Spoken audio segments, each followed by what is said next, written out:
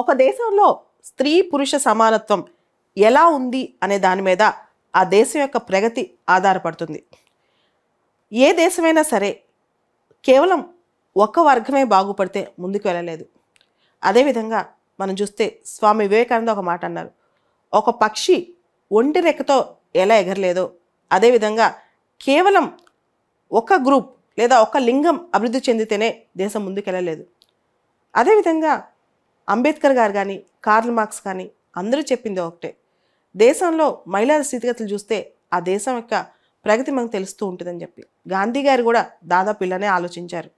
అయితే మహిళలు అన్ని రంగాల్లో గ్లాస్ సీలింగ్ని బ్రేక్ చేయగలుగుతున్నారా లేదా, ఇదే పెద్ద క్వశ్చన్. ముఖ్యంగా అభివృద్ధి చెందుతున్న దేశాల్లో తర్వాత పేద దేశాల్లో మహిళల స్థితిగతులు ఎలా ఉన్నాయి, ఈ అంశం మీద ఎప్పుడూ చర్చ జరుగుతూనే ఉంటుంది. ప్రతి సంవత్సరం మనకు ఒక రిపోర్ట్ వస్తుంది 2006 నుంచి, అదే గ్లోబల్ జెండర్ గ్యాప్ రిపోర్ట్. ఇది వరల్డ్ ఎకనమిక్ ఫోరం వాళ్ళు రిలీజ్ చేస్తుంటారు 2006 సంవత్సరం నుంచి. ఇది 17వ ఎడిషన్ నిన్న రిలీజ్ అయిందనమాట. అసలు ఈ గ్లోబల్ జెండర్ గ్యాప్ రిపోర్ట్లో రిలీజ్ అయిన గ్లోబల్ జెండర్ గ్యాప్ ఇండెక్స్లో ఇండియా స్థానం ఎంత ఉంది? లాస్ట్ ఇయర్ చూస్తే అంటే 2022 రిపోర్ట్ చూస్తే 146 దేశాలకు కాను ఇండియా స్థానం 135లో ఉంది.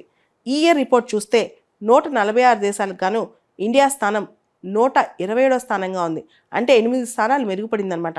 అయితే ఇండియా బాగా మెరుగుపడిందా అంటే మనం చూస్తే ఇండియాలో జెండర్ ప్యారిటీ, స్త్రీ పురుషుల మధ్య సమానత్వం తీసుకురావాలంటే ఒక తరం సరిపోదు, 2 తరాలు సరిపోవు, దాదాపు 131 సంవత్సరాలు పడుతుందంట భారతదేశంలో అబ్బాయిల్ని అమ్మాయిల్ని సమానంగా తీసుకురావాలంటే.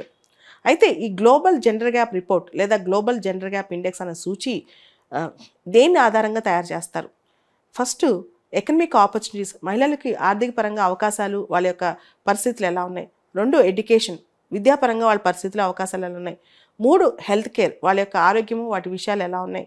4 పొలిటికల్ ఎంపవర్మెంట్. ఈ 4 క్రైటీరియా తీసుకుని మహిళల గురించి వాళ్ళు ఒక రీసెర్చ్ చేస్తారనమాట. వరల్డ్ ఎకనమిక్ ఫోరం ఇచ్చే రిపోర్టు చాలా దేశాల్లో చర్చలోకి వస్తుందన్నమాట. అయితే ప్రతి సంవత్సరంలానే ఈ సంవత్సరం రిపోర్ట్లో కూడా ముఖ్యంగా పేద దేశాలు, భారత్ లాంటి అభివృద్ధి చెందుతున్న దేశాలు ఈ రిపోర్ట్లో మరుగున పడిపోయే ఉన్నాయి. అసలు భారతదేశంలో ఇంత మహిళా స్థితిగతులు ఇంత తక్కువ ఉండటానికి కారణం ఏంటో మనం కూడా ఒకసారి పునరాలోచించుకోవాలి.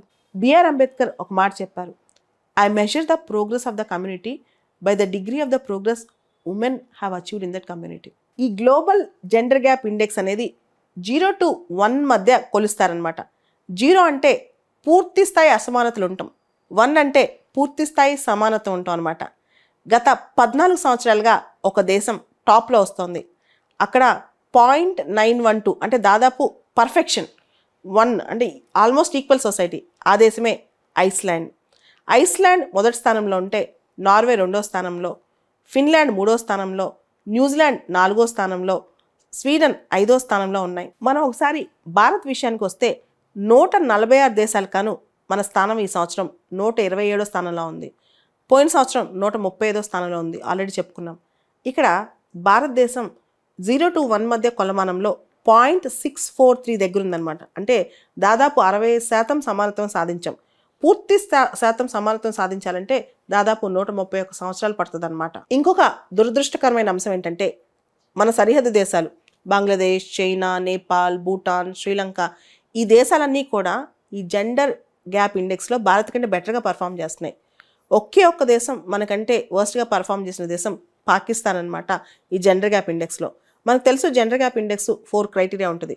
అది ఎకనమిక్ ఎంపవర్మెంట్ అంటే economic opportunities, political empowerment, health and education. ఈ 4ట్లో మనకంటే పాకిస్తానే వీక్గా ఉందంట మహిళా స్థితిగతుల గురించి. ఈ గ్లోబల్ జెండర్ గ్యాప్ ఇండెక్స్లో పాకిస్తాన్ ర్యాంక్ 146 దేశాలకు కాను 142 ర్యాంక్.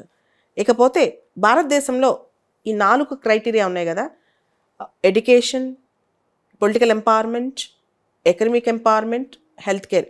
వీటిలో భారతదేశం ఏ క్రైటీరియాలో ఏ స్థానంలో ఉందో ఒకసారి చూద్దాం. ఎడ్యుకేషన్లో భారతదేశం 26వ స్థానంలో ఉంది. అంటే అన్ని స్థాయిల్లో primary, secondary, higher education enrolment rate మహిళలది దాదాపు చాలా ఈక్వల్గా ఉంది పురుషులతో అని చెప్పొచ్చు. అదేవిధంగా మనం తీసుకొచ్చిన కొత్త కొత్త schemes and programmes, Beti Bachao Beti Padhao కానీ, తర్వాత సర్వశిక్ష అభియాన్ కానీ, కస్తూర్బా గాంధీ బాలికా విద్యాలయస్ కానీ, ఇవన్నీ కూడా బాగానే పనిచేసాయి ఎన్రోల్మెంట్ తీసుకురావడంలో. మిడ్ డే మీల్స్ కానీ ఇవన్నీ కూడా పనిచేసాయని చెప్పొచ్చు. అదేవిధంగా పొలిటికల్ పార్టిసిపేషన్లో భారతదేశం చూసుకుంటే కనుక వాళ్ళు ఇచ్చిన ర్యాంక్ 59 అనమాట. వాళ్ళు ఇచ్చిన స్పేస్ మనం చూస్తే పార్లమెంట్లో దాదాపు 14.4% మహిళలు ఉన్నారు. స్టేట్ లెజిస్లేచర్స్లో కూడా అన్నీ కలిపితే యావరేజ్ మోర్ దాన్ 10% ఉన్నారు. ఇవి తక్కువైనప్పటికీ గ్రాస్ రూట్ లెవెల్ పంచాయత్ మున్సిపాలిటీస్లో దాదాపు అన్ని రాష్ట్రాలు నాట్ లెస్ దాన్ 1/3 రిజర్వేషన్ ఇచ్చే, కొన్ని రాష్ట్రాలు మోర్ దాన్ 50% కూడా మహిళలు ఉన్నారు ఇప్పుడు పంచాయతీ మున్సిపాలిటీస్లో, లోకల్ బాడీస్లో. సో వీటన్నిటిలో చూస్తే కనుక పొలిటికల్ ఎంపవర్మెంట్లో మన స్థానం 59 ర్యాంకింగ్లో ఉందన్నమాట ప్రపంచవ్యాప్తంగా. అండ్ హెల్త్లో తర్వాత ఎకనమిక్ ఆపర్చునిటీస్లో మాత్రం మన ర్యాంక్ 142గా ఉంది 146 కంట్రీస్లో. సో హెల్త్ కేర్లో మహిళలు చాలా దిగజారిపోయి ఉన్నారు.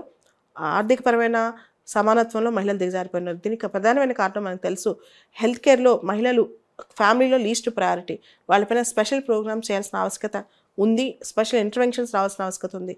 అదేవిధంగా మనం చూస్తే ఎకనమిక్ ఆపర్చునిటీస్లో దాదాపు 49% మహిళలు ఉంటే వాళ్ళ ఆదాయం భారతదేశంలో చాలా తక్కువ ఉంది. మహిళల చేతికొచ్చే ఆదాయం, ఆస్తులు కూడా మహిళల పేరు మీద ఉండవు అనమాట. సో మహిళల ఎంటర్‌ప్రెన్యూర్‌షిప్, మనకి స్టాండప్ ఇండియా ప్రోగ్రామ్స్ ఇలాంటివన్నీ వచ్చినా సరే పూర్తి స్థాయిలో మహిళలకు అందుబాటులో ఉండట్లేదు. కాబట్టి ఎకనమిక్ ఎంపవర్మెంట్లో మహిళల స్థానం, అదేవిధంగా హెల్త్ పరంగా మహిళల స్థానం చాలా తక్కువలో ఉంది.